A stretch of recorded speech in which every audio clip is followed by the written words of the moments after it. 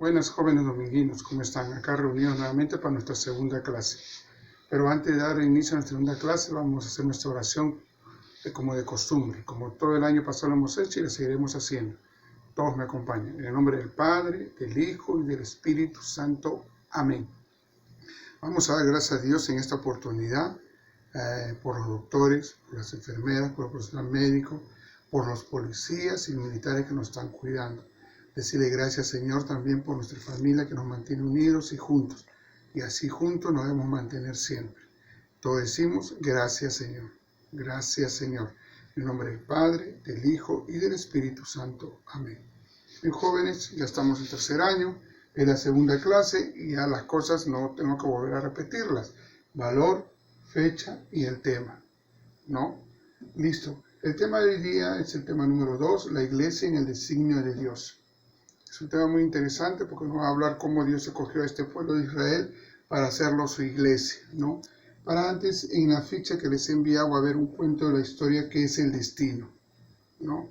Ya ustedes la van a leer, a grosso modo se trata de un general que tiene tropas, va a pelear, sus hombres están desanimados porque tiene un hombre por 10 enemigos, entonces estaban un poco armados en ese sentido y que iban a perder, ¿no?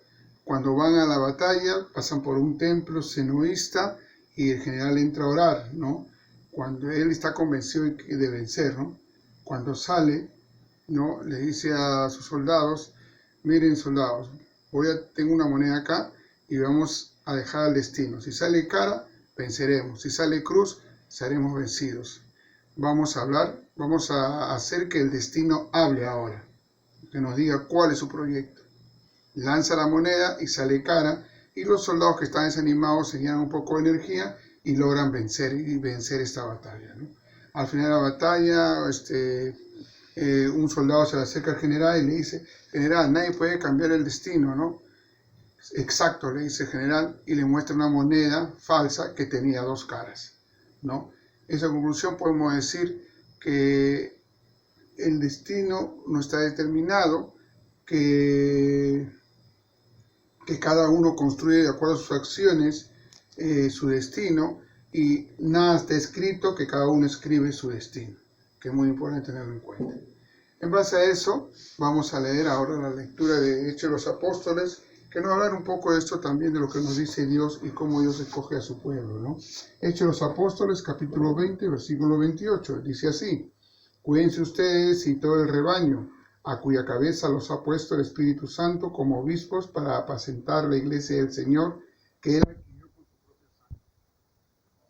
Es importante que nos cuidemos a todas las personas que quieren bien y que respetemos a las personas que ha puesto como cabeza, ¿no? Y que es una iglesia que Él adquirió con la sangre de su Espíritu Santo. Es un poco para ver lo que Dios dice. Vamos a ver el contenido de los modos. Dice que la iglesia es una realidad del Nuevo Testamento, ¿no? Entonces la iglesia que se formó se cumple, se realiza en el Nuevo Testamento. Y esta iglesia se inicia en el Antiguo Testamento, ¿no? Es una prefigura del Antiguo Testamento para cumplir en el Nuevo. Lumen Gentium, en el número 9, nos habla un poquito de esto. ¿Qué es Lumen Gentium? Lumen Gentium es una constitución del Vaticano II, este libro de Vaticano, del Concilio Vaticano II. Este libro tiene 4 constituciones, 9 decretos y 3 declaraciones. Una de las constituciones, Lumen Gentium, y nos dice que el Lumen Gentium en el número 9, ¿qué nos dice? Mire, escuche. En todo tiempo y lugar son aceptos a Dios lo que le temen y practican la justicia. Quiso, sin embargo, el Señor santificar y salvar a los hombres, no individualmente y aislados entre sí, sino constituir con ellos un pueblo que lo conociera en la verdad y lo sirviera santamente. Eligió como pueblo suyo al pueblo de Israel, con quien estableció un pacto, y a quien instruyó gradualmente, manifestándole a sí mismo y sus divinos designios a través de su historia, y santificándolo para sí. Pero todo esto lo realizó como preparación y símbolo del nuevo pacto perfecto que había de efectuarse en Cristo. ¿Se dan cuenta? Que Dios escogió un pueblo, lo santificó, lo ayudó, lo animó y se iba a completar con el sacrificio de Cristo, ¿no? Por lo tanto, podemos afirmar, basado en el texto, que Israel es una preparación para formar la iglesia que Cristo iba a fundar, ¿no? El pueblo de Israel, que fue escogido por Dios, es una preparación para formar la iglesia que Cristo iba a fundar, ¿no? La palabra eclesia, ¿no?, posee dos concepciones, y eso es lo que vamos a ver ahora. La primera concepción es un ambiente profano, ¿no? Se refiere a un ambiente de personas que son reunidas por un heraldo, ¿no?, para informarse, para hacer cosas, y a veces discuten. Y otra es un ambiente cristiano, que son las personas que se reúnen en comunidades, en asambleas dirigidas por Yahvé. Israel se funda como iglesia por ciertos acontecimientos que van sucediendo. Ojo, que lo dije acá en este momento, ¿no? Cómo se formó Israel y para qué se formó. Estos acontecimientos son los siguientes. Primero, el llamado. Si bien es cierto que la iglesia empieza con el libro de la creación, del Génesis, pero se inicia principalmente con el llamado. ¿El llamado de quién? Recuerden, Abraham. Abraham, que lo sacó de Ur, y Abraham confió, sin saber a dónde iba a ir, confió en Dios, y esa es la fe, y por eso se le castiga bastante a Abraham, por tener una fe en Dios. Israel, el pueblo elegido, ¿no? Este pueblo que fue elegido por Dios, le costó entender cuál era su misión, y por eso con Jacob, que tuvo un encuentro con Dios, un diálogo, donde le pide sacrificios a Dios, y la confianza que tiene que tener Jacob en Dios, ¿no? Jacob tuvo 12 hijos, y de esos 12 hijos se formaron las 12 tribus de Israel. Otra cosa, otro acontecimiento, la liberación. Recuerden que el pueblo de Israel cae en esclavitud en Egipto durante 430 años, y Dios escoge a Moisés para liberar a su pueblo, ¿no?, para sacarlo de esa esclavitud.